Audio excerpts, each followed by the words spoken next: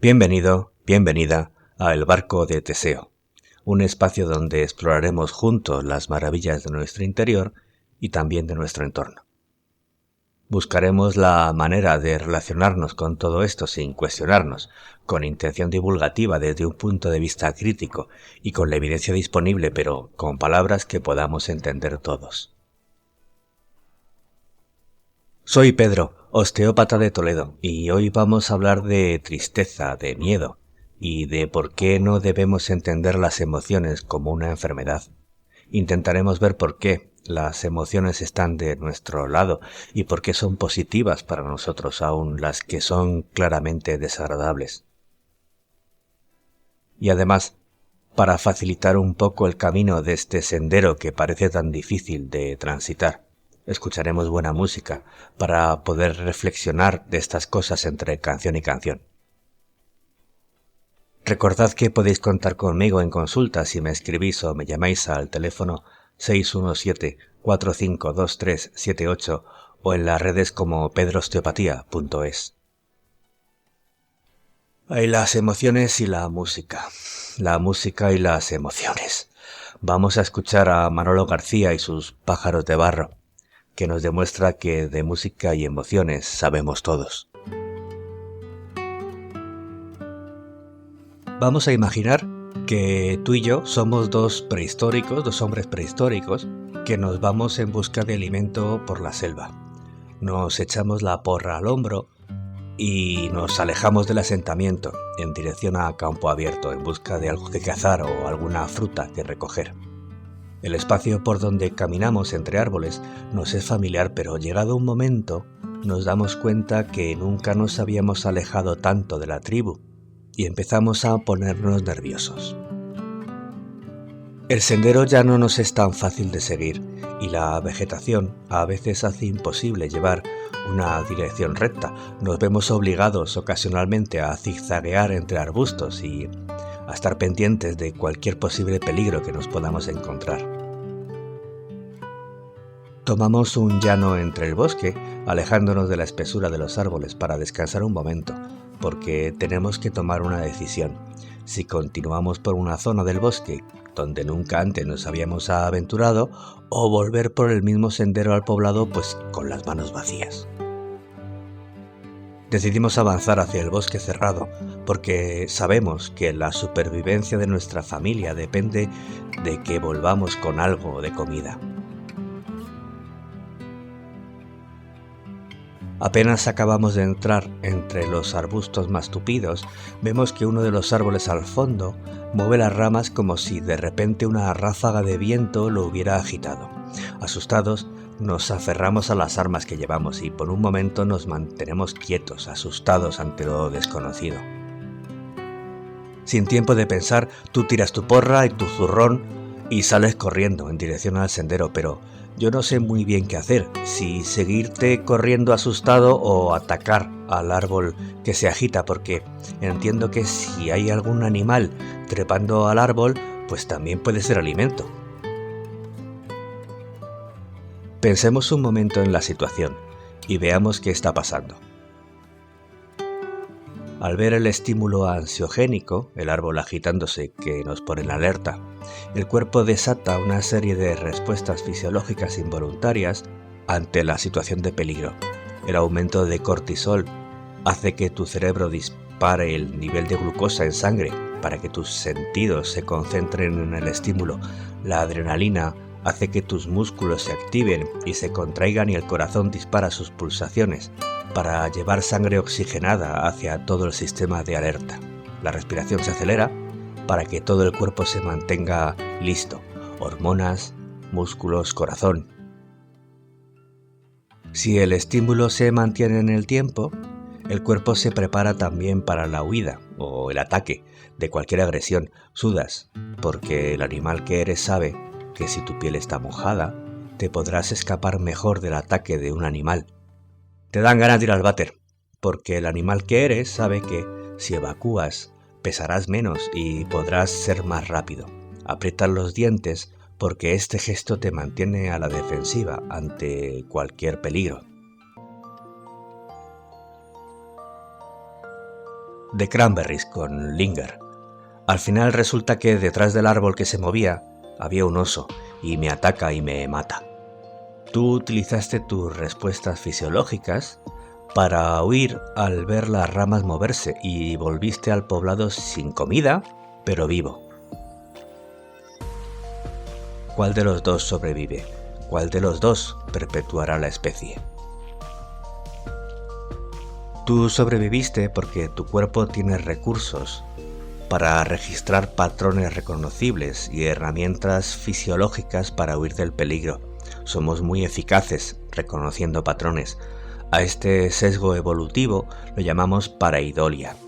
Es el fenómeno por el cual vemos figuras reconocibles en lugares donde no deberían estar. Ves un osito de peluche en una nube y aunque sabes que no hay tal osito allí, una vez que lo has visto ya no eres capaz de dejar de verlo. O ves una carita sonriente en los grifos del lavabo o un personaje en las vetas de la baldosa de mármol del baño. Una vez que lo has visto ya no puedes dejar de verlo. Esto es así porque enfrentarse a situaciones desconocidas nos produce ansiedad. Pero cuando reconocemos el patrón como inofensivo, podemos seguir fijando la atención con el resto de estímulos para seguir a salvo. Si sabemos que detrás del árbol que se agita hay un oso, podremos tener tiempo suficiente para evitar el peligro, pero si comprobamos que solo es una ráfaga de aire, podremos seguir con nuestras cosas. Actualmente no hay osos que nos puedan atacar por la calle, pero tenemos jefes, tráfico en hora punta, vecinos que hacen ruido. La evolución nos ha dado un método extraordinario para huir del peligro o defendernos de una agresión, la ansiedad. Si no tuviéramos miedo al asomarnos, nos caeríamos por el precipicio.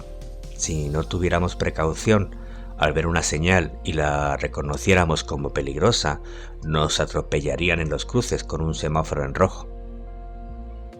El temor es una emoción tan válida y necesaria como cualquier otra. Nos ha hecho sobrevivir como especie, nos hace alejarnos del peligro. Aunque parezca una paradoja, la ansiedad y todas las respuestas fisiológicas que lo acompañan nos hace relacionarnos con nuestro entorno de una forma más saludable. Todas las emociones son positivas, todas nos ayudan, incluso las que tomamos como emociones negativas. Vamos a tomar a la tristeza como ejemplo. Todos pensamos que la tristeza es una emoción perjudicial, de la que tenemos que mantenernos alejados. Por supuesto que la tristeza es desagradable, pero si no lo fuera, no sabría de qué alejarme. La tristeza te enseña a reforzar lazos familiares de un duelo por una muerte, por ejemplo. Somos un animal sociable, sabemos que nos necesitamos unos a otros para superar las dificultades. El duelo nos une a los que necesitan apoyo. Si no estuviera triste, no me dejo ayudar en los momentos en los que necesito ayuda. Las emociones no son enfermedades, en todo caso son síntomas que nos muestran que algún patrón no encaja bien. Es la disonancia entre patrones no reconocibles lo que nos hace cambiar de conducta. Y vamos a escuchar a Sting con su Englishman in New York.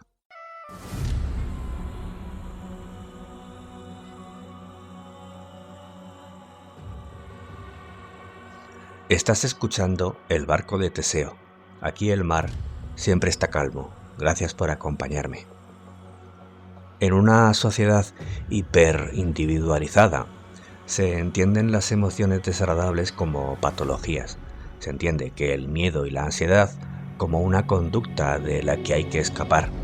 Si se diagnostica el miedo como una enfermedad y no como un síntoma, o se medicaliza la ansiedad como una disfunción del carácter, se abren unas puertas que te pueden llevar a sitios donde no deberíamos estar.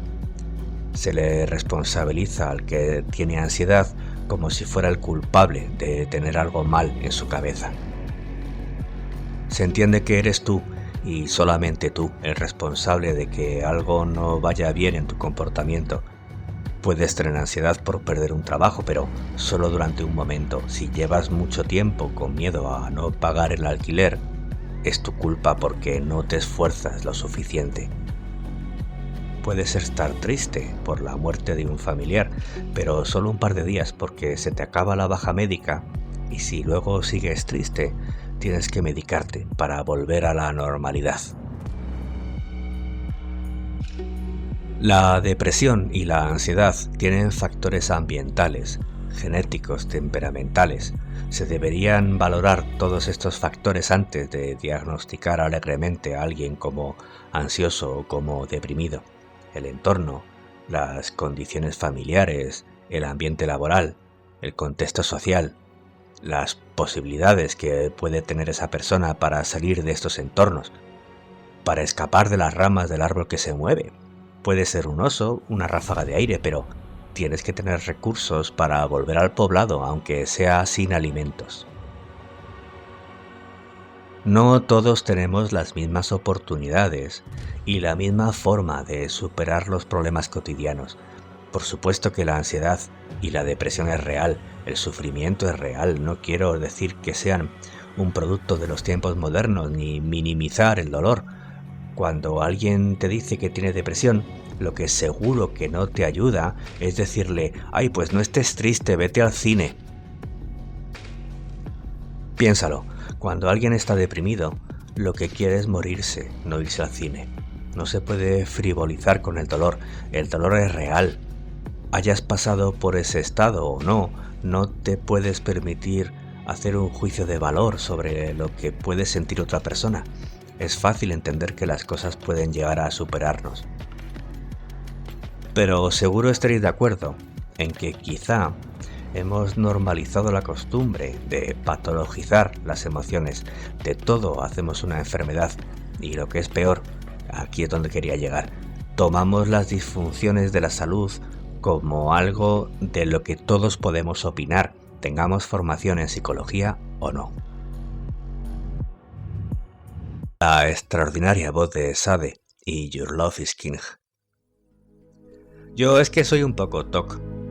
No, amigo, tú lo que eres es un maniático, que le gusta ordenar los rotus por colores en el estuche. No frivolicemos, sufrir un trastorno obsesivo es una situación que condiciona tu vida y la de tu familia. Es que mi niña tiene TDAH. A lo mejor es que la seño de mates no tiene los conocimientos para que tu hija no se aburra como una ostra en clase. La nena puede estar toda la tarde jugando con sus amiguitas sin distraerse, lo que no puedes aguantar más de 20 minutos sentada en una clase atendiendo a una materia que tú no sabes enseñar.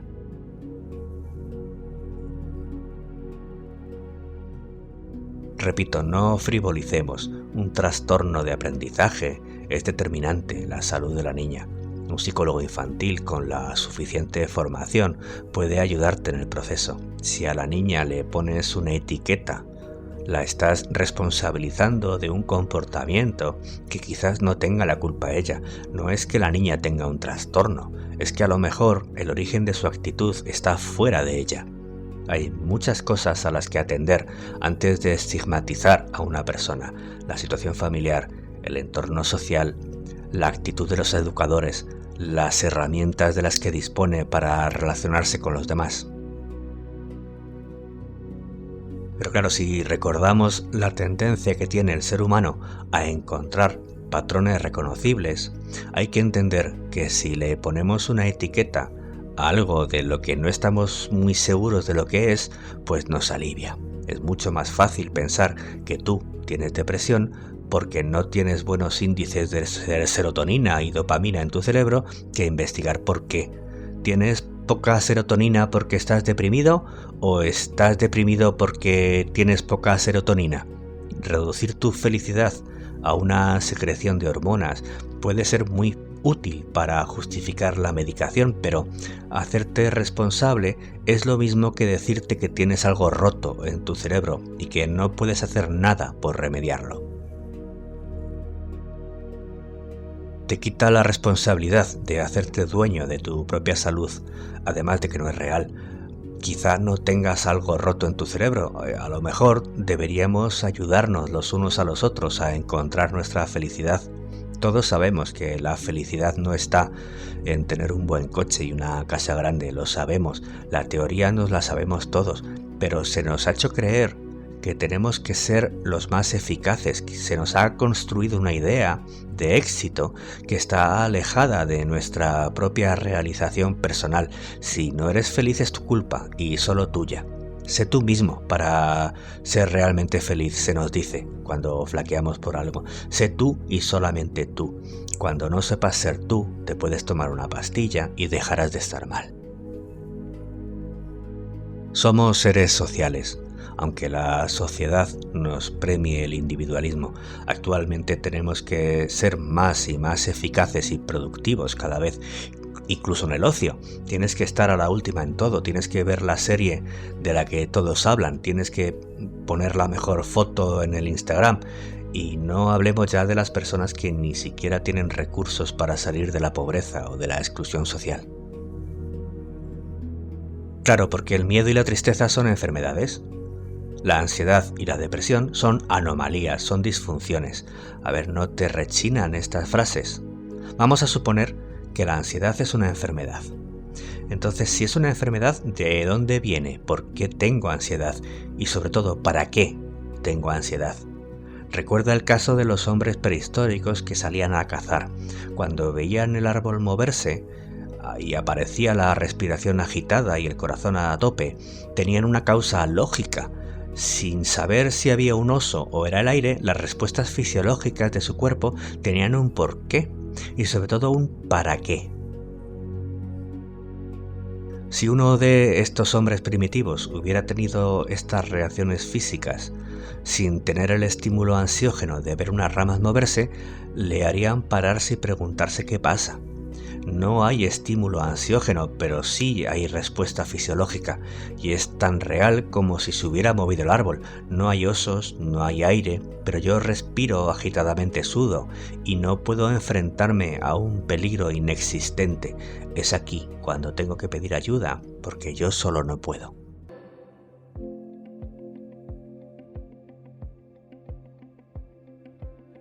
Hemos escuchado a Gautier con Somebody That I Used to Know. Por supuesto que si me duele mucho una muela, puedo tomar un analgésico con la intención de que el dentista me pueda quitar la caries que me atormenta. El dolor de muelas es el síntoma, la enfermedad es la caries. Por supuesto que el psiquiatra me puede recetar un antidepresivo para que yo pueda salir de mi estado mientras averiguo por qué estoy deprimido. Jamás me oiréis decir que los antidepresivos o los ansiolíticos son malos. Nunca diré que no se puede usar un analgésico para quitarme una muela. El dolor de muelas es tan real para la persona que lo sufre como el miedo para la persona que tiene ansiedad. Si no puedes sacarte tú mismo la muela, tienes que visitar a un dentista y tendrás seguramente que utilizar anestesia. Si no puedes recuperar tu felicidad, tienes que visitar a un psiquiatra para entender qué es lo que te lo impide, y seguramente pueda recetarte antidepresivos, pero seguir usando anestesia después de empastarte una muela tiene el mismo sentido que seguir tomando antidepresivos si aún no sabes de dónde sale esa depresión.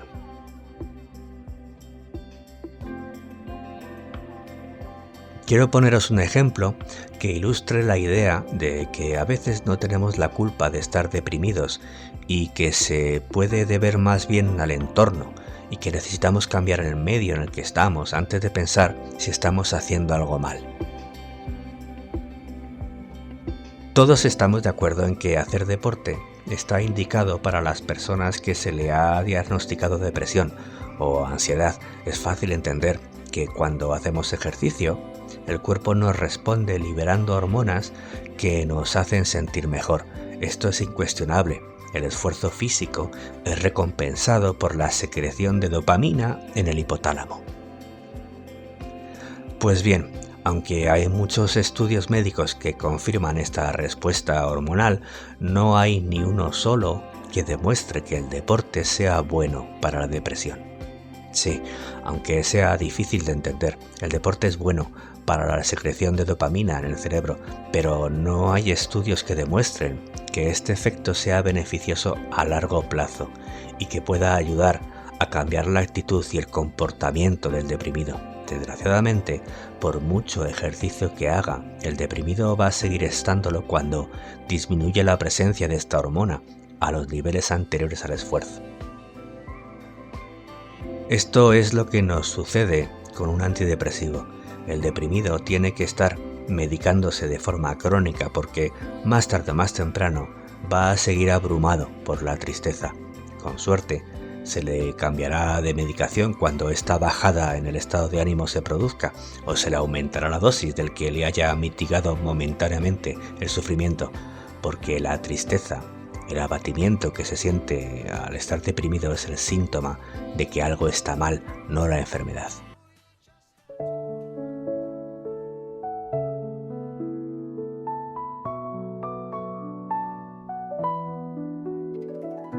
Escuchabas a Phil Collins y su You Can't Hurry Love. Ningún psiquiatra te va a decir que el deporte no te sirve, porque lo que sí hay son toneladas de estudios médicos que demuestran el beneficio en la depresión con el aumento en las relaciones sociales. No es el ejercicio lo que te ayuda es que salgas al gimnasio, que te apuntes con amigos que van a hacer deporte, hacer zumba, lo que sea, que te vayas al fin de semana con las bicis al campo, que vayas charlando por el camino.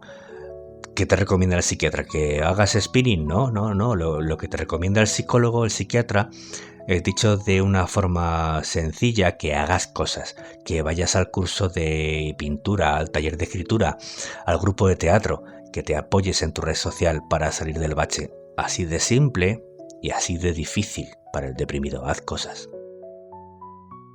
Puede llegar el momento en el que sea difícil. No esperemos a que sea demasiado difícil hacer cosas. Ahora sí, estemos alerta por si alguno de nuestros cercanos no pueda pedir ayuda por sí mismo. El terapeuta te puede decir que te vayas al campo para despejarte de tus preocupaciones, pero no te recomendará que te vayas solo. Tener una red social saludable no significa que estés libre de sentir tristeza, pero recuerda que hasta la tristeza tiene un para qué. Y una de las sensaciones que te dice el deprimido al intentar describir su estado es: estoy desolado o estoy hundido. Se siente solo, aunque esté rodeado de gente. El que está deprimido necesita ayuda en su soledad, aunque no encuentre la palabra adecuada. Quizá aquí pueda estar su para qué.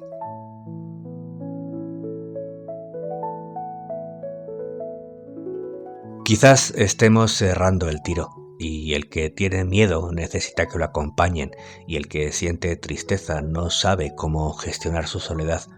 Claro que cada persona tiene sus emociones de forma distinta, pero si cuidamos de nuestros cercanos de forma sincera, facilitaremos la forma que tiene cada uno de referirlo.